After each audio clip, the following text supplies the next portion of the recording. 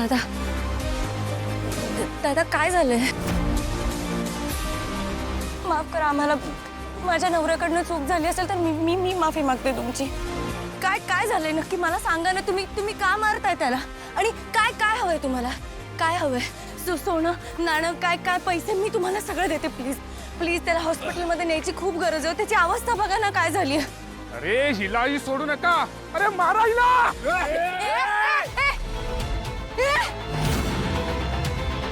नाही नाही मारायचा, मी काय करीन तुम्हाला सांगता येणार नाही। मी मारी ना तुम्हाला, सोडा सोडा।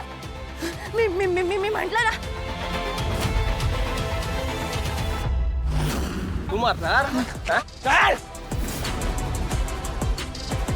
दादा मी माफी मागते, मी पाय धरते हवं तर तुमची, आम्हाला माफ करा प्लीज। त्याला लवकरात लवकर आम्हाला हॉस्पिटलमध्ये न्यायला पाहिजे, प्लीज। मला त्याला डॉक्टरकडे घेऊन जाऊ द्या प्लीज। तुझ्या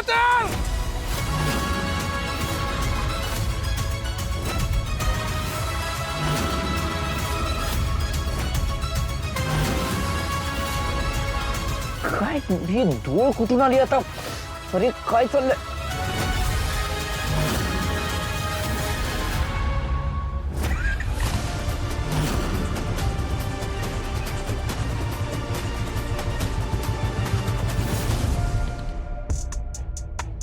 द्या काका, आणि तुम्ही उगाच विचार करताय आणि खूप विचार करताय।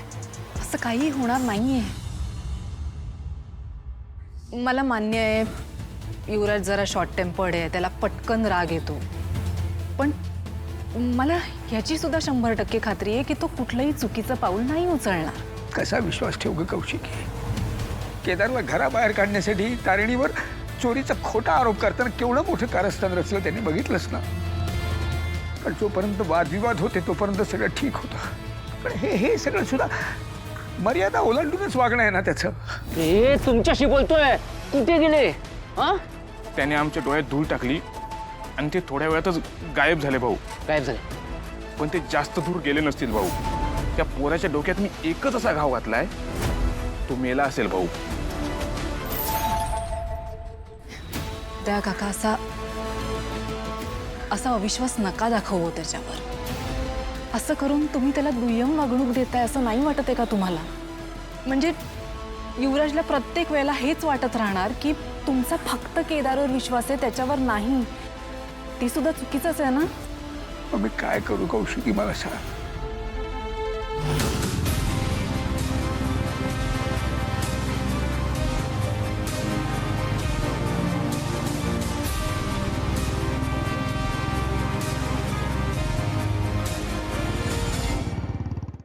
आपल्या स्वतःच्या भावाबद्दलच मनामध्ये एवढा राग धरून ठेवला, त्याचा इतका दुस्वास करणं चांगलं नाहीये। कसं समजावू मी त्याला? आणि एक बाप म्हणून स्वतःच्या डोळ्यांनी बघताना कसं शांत राहू मी? एवढा चांगला भाऊ मिळालाय त्याला, दोघांनी मिळून छानपैकी एकत्र राहायचं, तर हे कसा वागतोय तू तो बघतेस?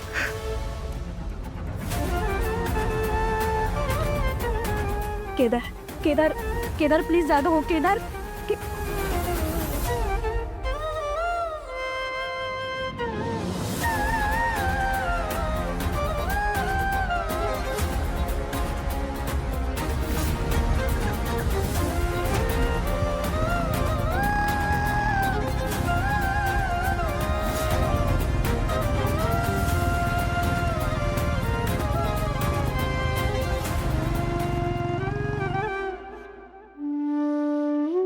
तुमच्या सगळ्या प्रश्नांची उत्तरं त्याच्याकडे आहेत। त्याला तुमच्या मनातले सगळे प्रश्नही माहिती आहेत आणि त्याची उत्तरही माहिती आहेत। फक्त त्याच्यावर विश्वास ठेवा दया काका, तो सगळं नीट करेल।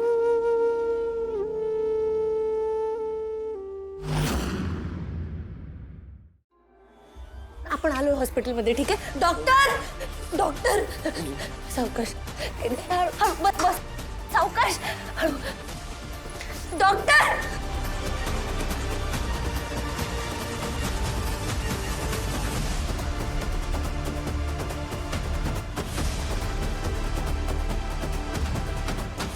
सावकाश हळू हळू. डॉक्टर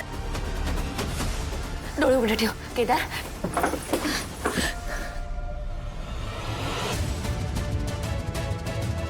बॉस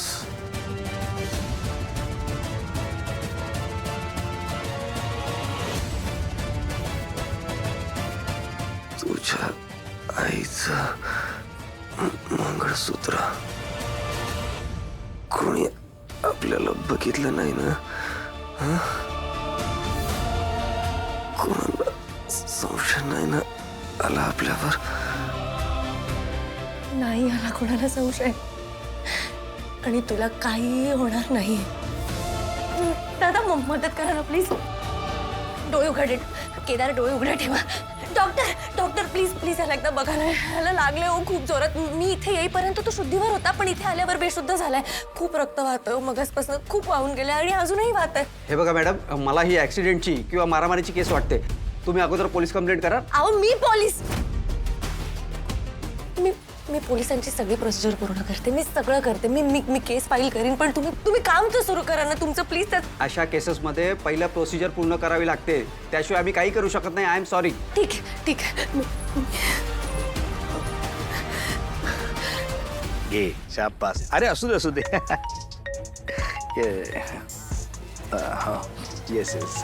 अरे असू दे तुम्ही द्या, मी आलो. Hello sir. हॅलो. अगं तारिणी, कुठे आहात तुम्ही दोघं? सर मी इथे सिटी हॉस्पिटलमध्ये आली आहे. City hospital? काय काय झालंय? केदारला खूप लागलंय. त्याच्या डोक्याला जखम झाली आहे खूप मोठी. खूप रक्त वाहून गेलंय. व्हॉट? ते डॉक्टर म्हणतात की ऍक्सिडेंटची केस आहे. जोपर्यंत पोलीस कंप्लेंट करत नाही तोपर्यंत ट्रीटमेंट नाही सुरू करणार. सर प्लीज तुम्ही त्यांच्याशी एकदा बोलता का? बरं, तिकडे ऑन ड्युटी कोणी डॉक्टर असतील त्यांना फोन दे. त्यांना सांग डॉक्टर कामतांना बोलायचं. हा हा मी लगेच येते. हे घ्या, हे फोन आहे तुमच्यासाठी. सॉरी, मी नाही कोणाशी बोलू शकतो. डॉक्टर कामतांचा फोन आहे. Doctor Kamat? Hello sir. Hi doctor, मी डॉक्टर कामत बोलतोय. ते बोलतायत ना, तुम्ही प्लीज त्याला हात घेऊन जा प्लीज. हां. सावकाश नाही त्याला काही.